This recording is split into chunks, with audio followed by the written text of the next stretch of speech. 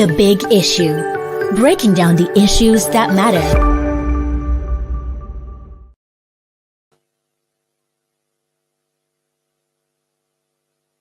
Podcast. It's yet another edition of The Big Issue. And of course, without taking much of a time, I'm your regular host, George Agba, and of course, with me here in the studio, our very vibrant in-house analyst. Of course, we have Silas Ezegu. You're welcome today. And then the very political pundits, Chibuzo Okaibi. Thank you. Well, for the big issue of the day, it's all about the 2023 presidency, PDP crisis, and Atiku's dilemma. The presidential candidate of the People's Democratic Party, Atiku Abubakar, and his running mate, and Delta State Governor Ifeanyi Okowa, are in a frantic bid to move on with their presidential campaign despite the crisis rocking the major opposition party in the country. On Tuesday, they took a swipe at the ruling All Progressives Congress, saying that its decision to run on a Muslim ticket in the 2023 presidential election was the most insensitive decision to make in a diversified nation like Nigeria. Of course, they also carpeted the Buhari-led government, federal government, for running the economy aground and making Nigerians poorer than they were 8 years ago. Atiku Okowa described the party's choice of same-faith ticket as the most insensitive political step taken. And of course, this all happened in two separate political events. Atiku was in Lagos with the Guild of Editors. While this is actually going on, the PDP has remained in crisis. The the presidential candidate of the opposition party met with Oyo State Governor Makinde, one of the anti-Ayu's governor.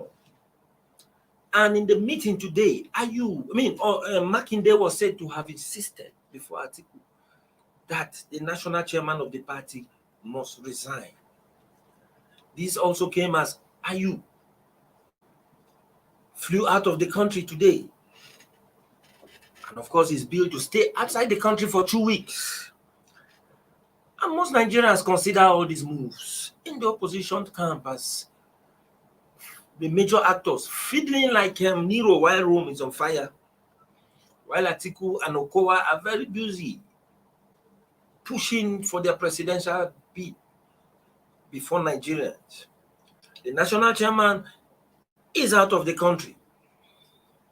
And most Nigerians say, how can this be when all is not well? And that indication came today when Makinde insisted that Ayu must resign.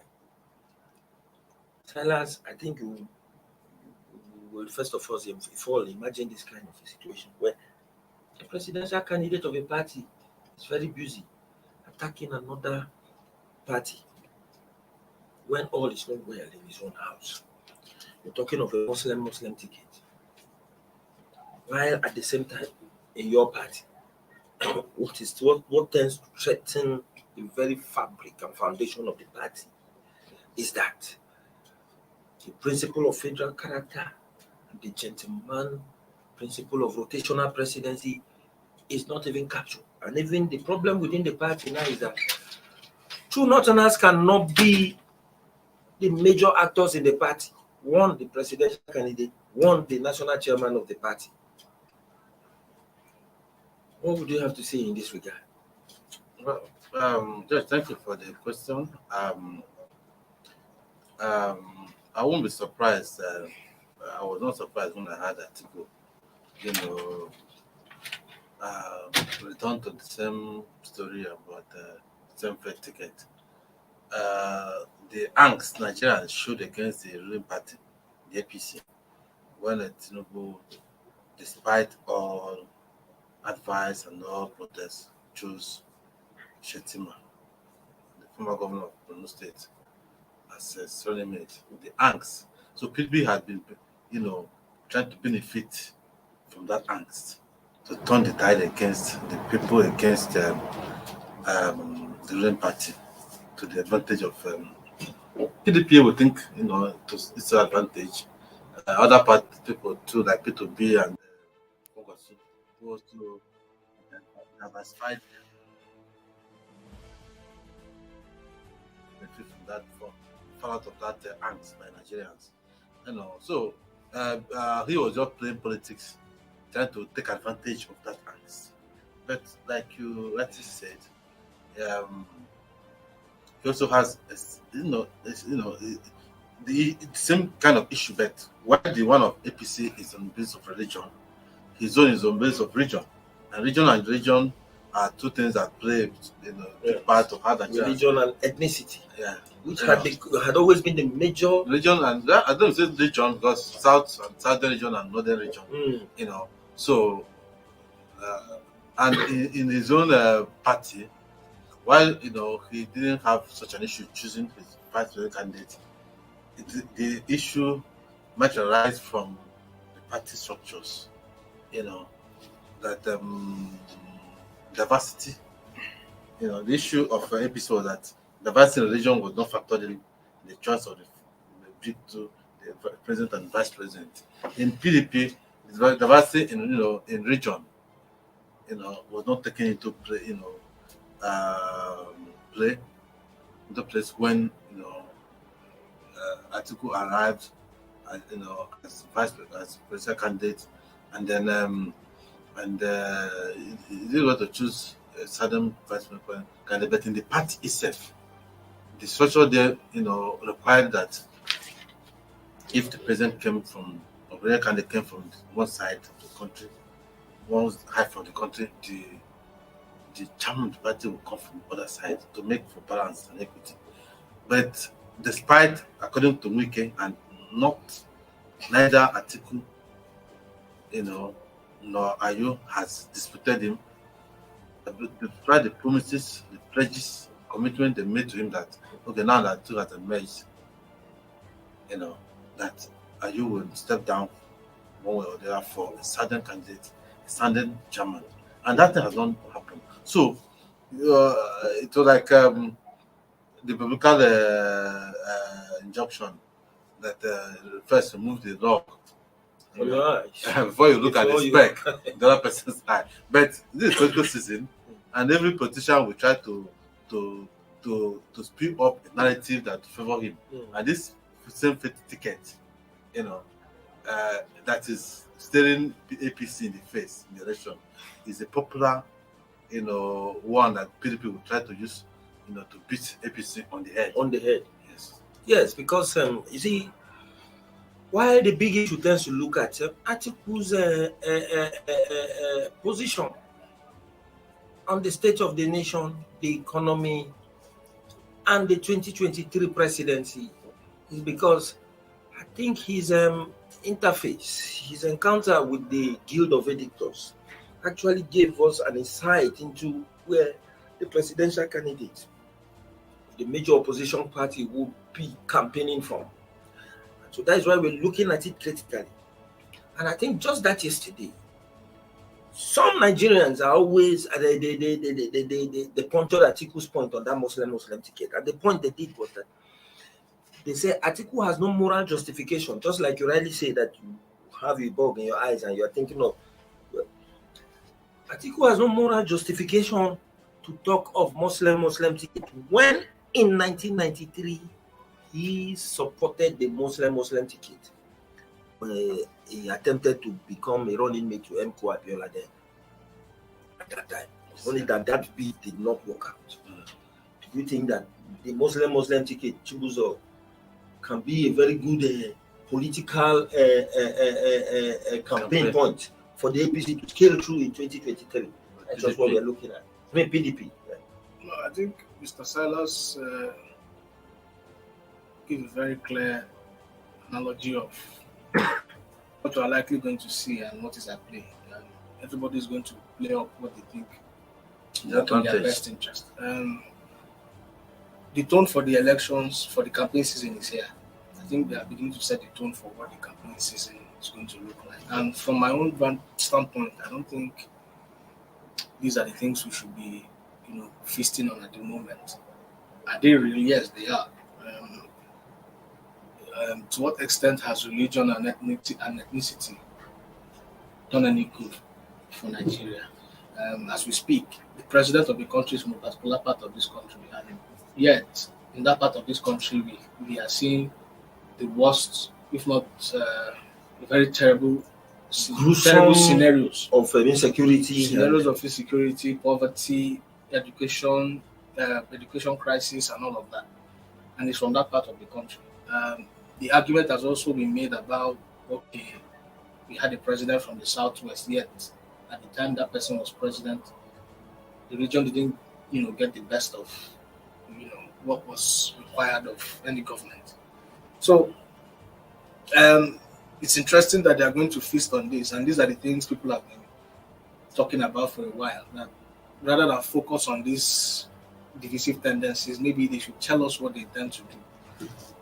In fairness to Atiku, I think he's the only person so far. Atiku and Obi, I mean, these are the only two people who, to a large extent, have been harping on issues so far. But like you did point out yourself, Atiku was at the Chamber of Commerce the other day, and he also met with the Guild of Editors, trying to explain what he intends to do. Of course, he's still open to proper interrogation of those issues. How does he intend to generate the funds to pursue all of that? Nigeria is in a very, very tight spot. We've never been this.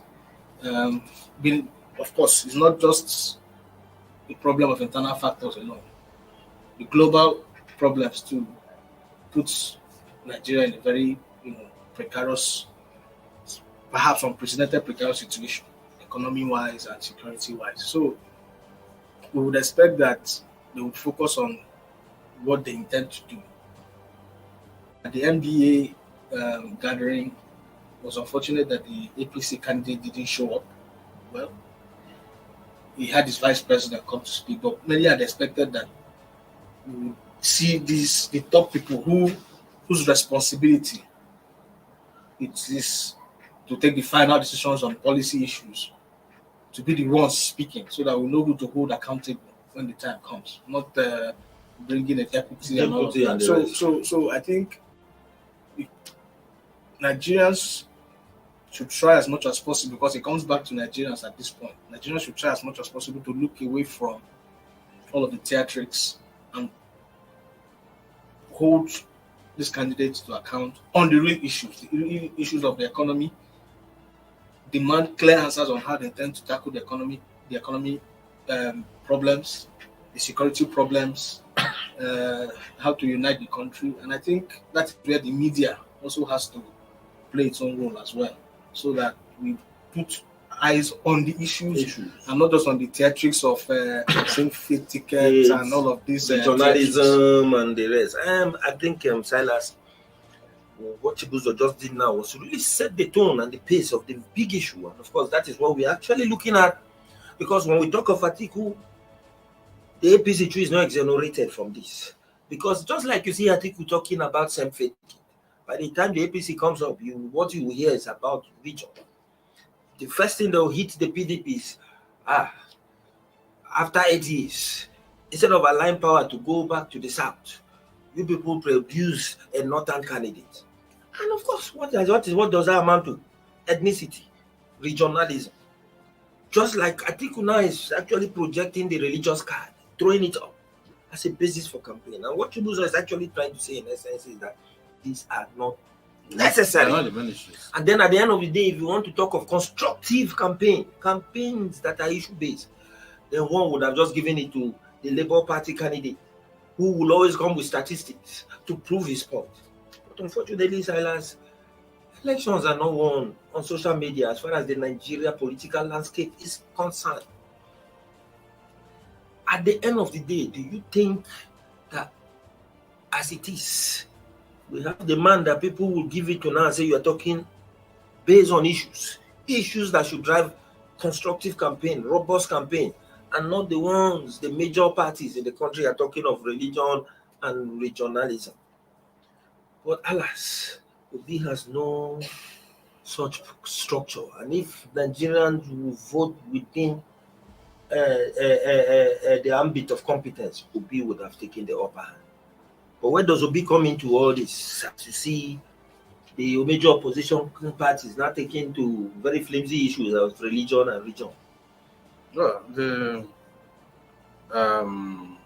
said, a lot of what I wanted to say initially, which is that, Obi has been one of the main candidates speaking about the issues that are important for Nigeria.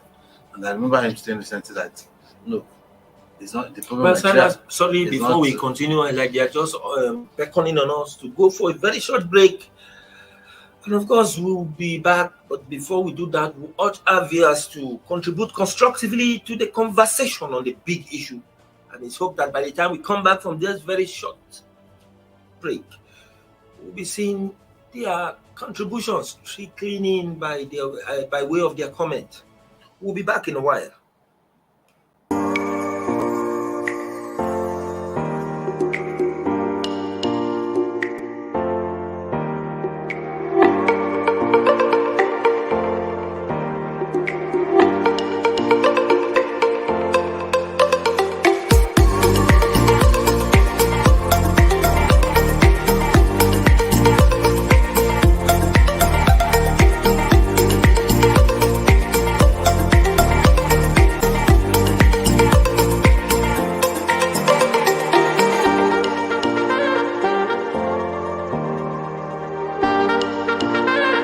For sponsorship and advert placements, please contact 080-3688-6158. Last Word Leadership Podcast Studio. You have the last word.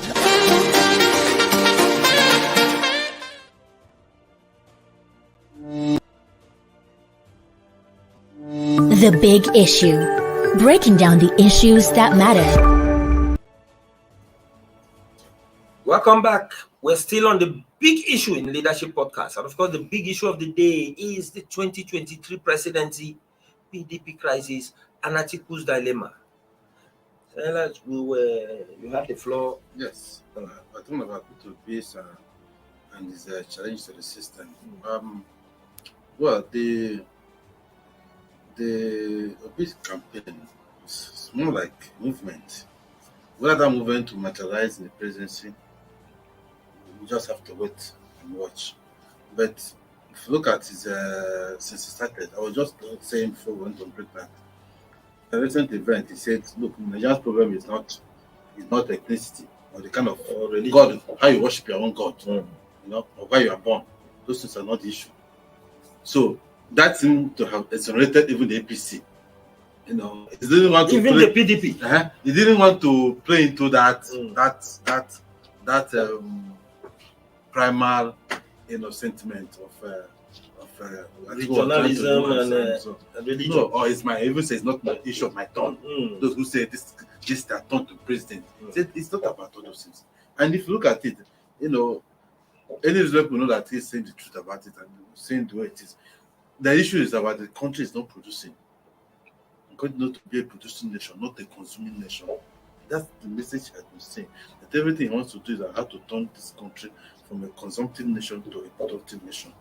And that's why after talking about the plain politics a bit yesterday, Atiku also came up and said, okay, they wanted to launch a $10 billion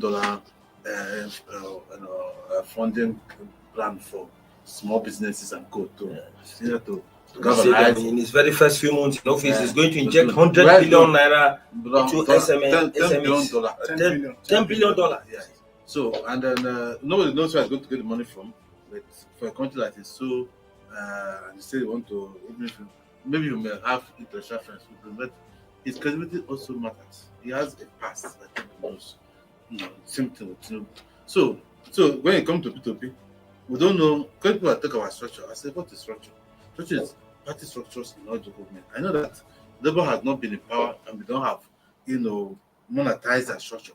But remember that in every local government, they have NLC in those places. You have all those unions who have been going on strike against the government. This first time they're having somebody use their party to aspire to the president in this fashion. So if the labor NLC and TUC and all the labor organs activate the human beings that are on there, that they are the executives across, those will serve as the structure that they can ride on. The other thing is that it is possible that some of those labor NLC have also allegiances to other big politicians, and you need to be careful who you replace with. But if you are talking about structure, fine, we don't know what will happen, but I believe that if God says he's going to be the president of Nigeria, God will raise people to work for him. Well, thank you. I want to stop with saying that he also not mindful of the fact that he needs to also, set up a structural campaign that can get him there. If he does that, fine. But I know that from the way Nigerians talking, this is the kind of person that they want to be the president. Whether he gets there or not, depends on the way he plays the campaign. And the PDP has an edge. They've been in power for 16 years. The APC has an edge. He has been in power for 8 years now. But the record they have said, the two parties have said, is what is making Nigeria look for a third force. And he is the nearest thing that came to that third force. So even if he doesn't win it, he will have made a big impression on the political scene by the time 2023 is over. But when you talk about issue of social media, those Twitter, it's fine that I will also have some of them come to the streets in massive demonstrations. Marches supporting the peace campaign. Those ones on the streets, they're not ghosts. No people think that those who are talking on social media are ghosts. They don't exist in real life. But if you see some of them, city turn out in mass to carry the Labour flag and say they want to vote for peace. So where those who have blood cast, we don't know. So what happens is that by the time the election is done and dusted, we will have seen how much of this kind of movement will have translated to votes. Well, Chibuzo, what Silence is trying to say is that sometimes we should not rely on structure. We should always be mindful. Of course, if one may even go by what Silas is saying, what played out in 2015 too is something one should take serious, because that is how the APC came and upstage. A party that prided itself as the largest political party in Africa. And now we saw a situation where yesterday, while Atiku was very busy reeling out his plans for 2023, when he becomes the president, most people, even some within the PDP camp, said that Atiku was just feeling like Nero while Rome was on fire. The idea was that his own party is still in crisis. And you see, when news broke in yesterday that the national chairman of the PDP was jetting out of the country for 2 weeks, people started smelling the rats. Some even felt that maybe something is amiss, and he's leaving and transmitting power to the deputy national chairman was a transition that might soon happen, since the anti-IU governors are adamant on his removal. And today, Atiku visiting Oyo State Governor Makinde, and Makinde insisting that, look, Ross, we are not against your presidential bid, but you see, the national chairman must go. That has come to one point where most Nigerians are saying that Atiku ought to put his house in order before coming out to campaign for the 2023 presidency. Because in that way, whatever he says will be given credibility than to say you come out and then you are talking how to salvage the country. To unite Nigeria. When you have I cannot unite your party. I use Johnny. Has it anything to do with any sign that something is amiss? Well, I think it's been obvious for a good number of weeks now that all has not been well. Even after the NEC meeting, where the party, the PDP NEC, the second most influential body of the party, gave a vote of confidence on IU. The Wike people, who still feel aggrieved, insisted that he would go. that he just has to go.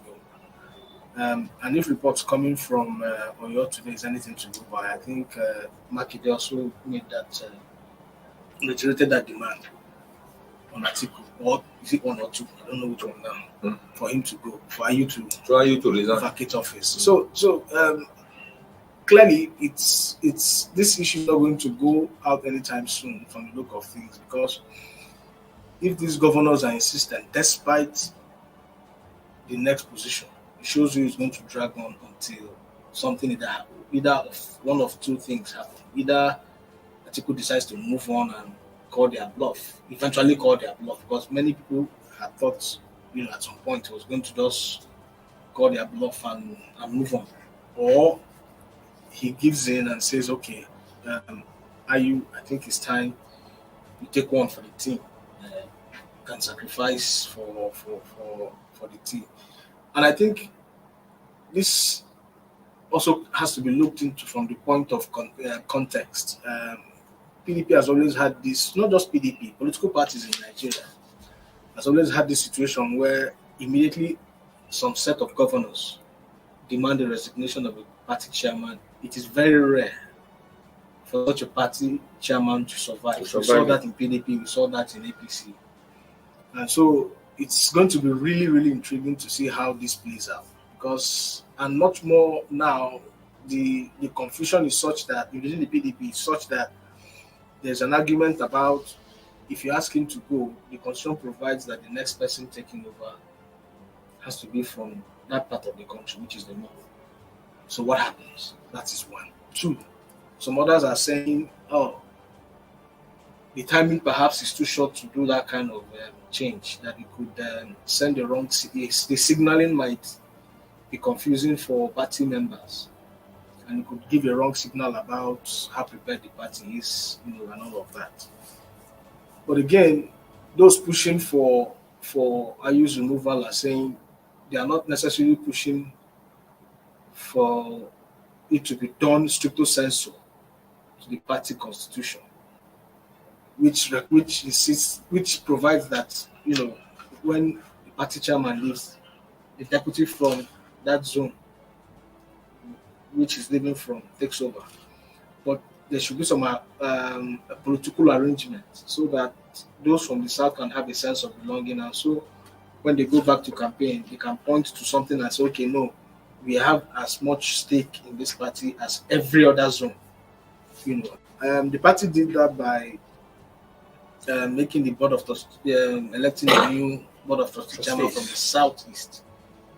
But the Wiki people insist that it's merely advisory, so they want something much more concrete and more real powers, more solid. So I think at the end of the day, it will come down to Atiku, to make a final call at some point. But it is also instructive that they go about it the right way, because Ayu has a constitutional mandate. It's not a case of just asking him to go and he will go. If he decides to go to court, there is a huge likelihood that he might have, an upper hand. Unless they go the route of how Secondus was kicked out, where they had to go from the state. And of course, what interesting is with the Wiki camp. So unless they go through that route again, begin to approach him from the state, ward level and all of that, and then it drags into the Supreme Court. But you saw how distractive that was. So imagine having that kind of scenario play out in the course of an election. So those are the intrigues that are playing now, for which many party members are saying, Kai, we have to be really, really careful and mindful about how we go about it. But again, I think Nigerian people should, regardless of whether they have their party issues or whatever, ask the critical questions and beam the light on what these people intend to offer. Because at the end of the day, look, we might have them have all of these internal issues, because even APC is not even having it any easy. Nobody says the same ticket thing has really died out, per se. It is still there. there are still aggrieved people within those The structures. party. But the concern, like I was trying to point out, is that for Nigerian people to really focus on the key issues on the ground, these issues might just be distractive to muddy up the space, and the deliberations and conversations continue to go in a certain direction. And before you know it, elections are here. And because these are the two major parties, they will want to use this distraction to shut out even other parties or other people who seem to have a clear idea of what they want to tell Nigerians. So I think Nigerians should be more circumspect, more interrogating, more how do I put it now? More discerning, so that they don't get distracted by all of these issues they have within their parties. Well, Silas Chibuzo is saying the party crisis notwithstanding. Well, just this last one before we go, and of course, as we're doing it, I would just hope, because we saw signs of our viewers sending in their comments, but while we wait to see what they have to say, let me just quickly put this last one so that quickly, while we wait for the comment, and then we'll take it before we go. Now, the issue, before I come to that, you say we have Bashir Abubakar. Bashir Abubakar saying that I'm a Muslim and APC card-carrying member from North. Still, Muslim ticket is not accepted to me. Why? Because Islam is a religion of justice and fairness. Muslim knows Nigeria is not only for Muslims, and they will not agree on or with Christian ticket. So why that is Muslim? A good Muslim who wants peace and justice with the other religion will not agree this is fairness. Peter Bichu is not candidate for all Nigerians because his direction is clear. Let APC change this Muslim. We want to continue. You see what Bashir is saying there. And of course, we have another viewer who simply gives his name as Plug, Plugg. He said that the PDP camp has no right to criticize the APC camp when their home is not organized. If they can't fix their party, how can they solve the problems of Nigeria? You see, that is what you see the views of Nigeria now. That is the point. Then, what I was actually trying to say, as you take it alongside these reactions, was that Atiku's dilemma now is that whichever decision he takes is the devil's alternative. If he decides to call the bluff of Wike and the other anti-Ayu's governors and move on with his campaign, it will still affect him because these governors are very critical to winning election. Because Wike will leave PDP and go work for APC. And you know what it means to have an enemy within. Yes. So it's no, but of course, it's possible. No, he might work for APC. No, see, if you look at where has given up exclusive. Should I explain why I'm saying that? Okay. Wike might trade by going to trade and say, okay, come, APC, I will work for you like this. I will work for you. Forget my party. Have you not seen that play out in this country? Wike say he's a party man. And that he's even campaigning for PDP already with his project. But we were talking something here one other time. He says politicians don't believe them. What they say them with their tongue in their cheek. Yeah, well, we want to take that serious. Okay, well, the like you said, it's a thing around the neck of Atiku. Yes, and he has to find a way to move it from his neck. But ultimately, Chibuzo has been correct all along. He says Atiku will be Tinubu, they should focus on the main issues. I just want to know how to exit this trap of poverty that is cascading everywhere. But when you saw the comments here, you discovered that this idea of Muslim ticket is actually in the minds of Nigeria. Yes, they hold it seriously. Like even in this region, about rotational presidency. The problem is that most people who are voters in Nigeria are not learned enough to distinguish, to discern the chaff from the seed. That's the problem. And that's from the bigger bulk of voters. I was telling someone that look at somebody like Fayoshi. in an educationally strong state, you have professors in the Muslim family state coming to win the election and come back and win again by doing smart infrastructure and throwing money in the market. And going down to sit down with Mama Put, even as a governor. Those kind of sentimental things matter to a lot of people. So, with that, I don't want to say this, but I always fight. They need to restrict the people who have to vote to those who understand what the vote means. I know that today we're talking of systemic disenfranchisement. So it's not. I know it will not carry because Robert is going to people. The greater voters win. The majority will have their way and the minority will have their say. But a lot of people who are carrying the voter card don't really understand what that card is all about. Yeah, so that's why they're focusing on things. And you said something more talking. The president came from a part of the country, and people from that area, that state particularly, they have not known peace at all. Even though he's commander-in-chief of the armed forces, himself a former general. A general is a general forever. And even the rate of poverty itself in the region is worse. Out of when Obasanjo was president, didn't quite feel that they enjoyed a lot of infrastructure and all those things. The Lagos Ibadan has not been built even now. Jonathan was president for 6 years, and when he left, he said, "I didn't even do anything for my people." Do you understand? These roads have not been built. So it's not about where you come from or how you worship your God. Really. That's not important. Knowing that we are in a cul-de-sac. This country has been run aground by profligate governance. We need somebody that can come and show direction on how to stop Nigeria bleeding to death. That's what we're looking for. It's not how you worship your God. If Tinubu and Shetima, for instance, can solve people in Nigeria, who can start to pray? Well, thank you very much, Silas. Silas actually agreed with Atiku that Nigeria has been run aground and how to bring it out, wriggle it out of its social, economic, and political morass. It's a mess thing, it's what matters.